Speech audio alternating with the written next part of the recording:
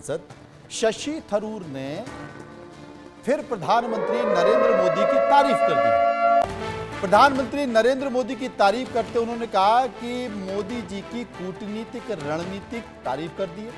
थरूर के बयान पर बीजेपी ने भी चुटकी ले ली है। राहुल गांधी थरूर पर क्या कार्रवाई करेंगे, बीजेपी ये पूछ रही है। क्या कांग्रेस थरूर पर कार्रवाई करेगी? थरूर ने रूस और यूक्रेन को लेकर भी प्रधानमंत्री के रुख की तारीफ करती है, हालांकि पहले उन्होंने आलोचना की थी।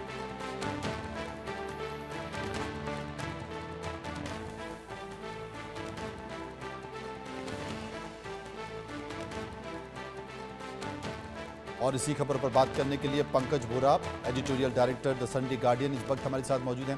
पंकज जी, क्या कहें, अगर बीजेपी चुटकी ले रही है, बीजेपी ये कह रही है कि क्या वाकई अब कांग्रेस थरूर के खिलाफ कार्रवाई कर पाएगी? ये किस कारण से कांग्रेस कार्रवाई करेगी थरूर के खिलाफ? कि थरूर ने अगर प्रधानमंत्री की प्रशंसा की है तो एक कंटेक्स्ट में की है, एक संदर्भ में की है। उसमें उन्होंने यूक्रेन की लड़ाई को लेकर की है। तो कोई हर नीति को जो बीजेपी की है उसकी सराहना थोड़ी की है उन्होंने।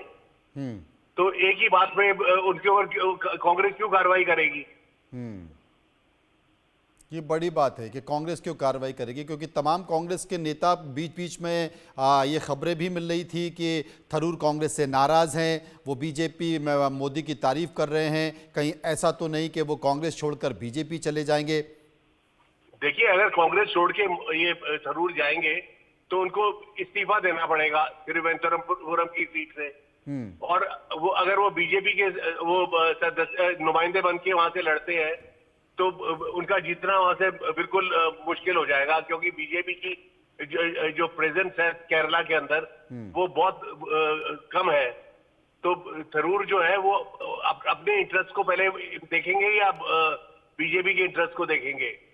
बिल्कुल सही बात है। लेकिन ऐसे बहुत से नेता हैं वोरा जी जो बीच बीच में देश के प्रधानमंत्री नरेंद्र मोदी की तारीफ कर देते हैं। कांग्रेस बड़ी असहज हो जाती है। हालांकि इस बीच राहुल गांधी ने भी इस बात का जिक्र किया था कि हमें सबसे पहले कांग्रेस में यह देखना पड़ेगा कि ऐसे बहुत से कांग्रेस के नेता हैं जो कभी कभी ऐसे बयान दे देते हैं जो हमारे लिए बड़ा असहज हो जाता है।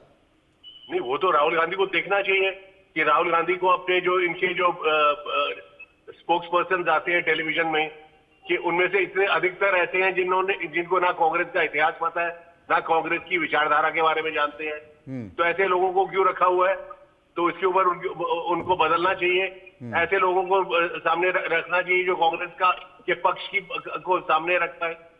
तो ये तो उनके अंदरूनी मामला है, तो उनको कौन रोक रहा है कि बदलने के लिए? और कभी कभी मणिशंकर अय्यर, कभी कभी सेम पित्रोदा, कभी कभी सलमान खुर्शीद के जो बयान आ जाते हैं उनका क्या? देखिए, सैम पिट्रोडा पहली बात तो कांग्रेस पार्टी में है नहीं, और उसको जो है कि खाम में लोग पूछते हैं सवाल और वो जो है कि उसका जवाब दे देते हैं। नॉन पॉलिटिकल आदमी है और उनकी नॉन पॉलिटिकल जवाब को आउट ऑफ कंटेक्स्ट कोट करके उसका एक बतंगड़ बना दिया जाता है।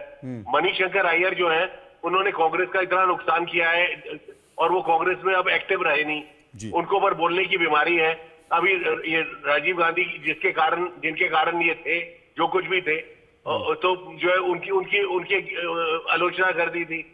तो ये कांग्रेस पार्टी को देखना चाहिए ऐसे लोगों को जो पार्टी का नुकसान करते हैं, उनको पार्टी से निकाल देना चाहिए। बहुत बहुत शुक्रिया। मणिशंकर अय्यर जो है फॉरेन सर्विस में थे और प्राइम मिनिस्टर ऑफिस में थे जब राजीव गांधी प्रधानमंत्री थे। और ये पंचायती राज का ये पूरा जो ड्रामा था ये इन्होंने ही किया था। तो जो है कि इनके कारण बहुत बार नुकसान हुआ है कांग्रेस को।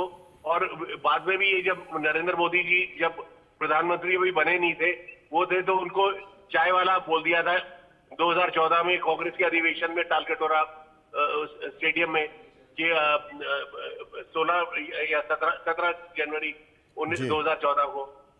तो उनका क्या मतलब है? उनसे पॉलिटिक्स के बारे में कोई क्यों पूछता है? बहुत बहुत शुक्रिया करेंगे बोरा जी के। लेकिन कांग्रेस के तमाम सारे नेता खुद ही अपने उनके बयानों से कांग्रेस परेशानी में आ जाती है। और सही कहा बोरा जी ने कि ये तो राहुल गांधी को देखना चाहिए। अगर वाकई ऐसा है तो ऐसे नेताओं को क्यों आगे किया जाता है जो या तो कांग्रेस के इतिहास को नहीं समझते हैं या उसकी विचारधारा से कहीं ना कहीं उनके बयान मेल नहीं खाते हैं। आगे बढ़ते हैं।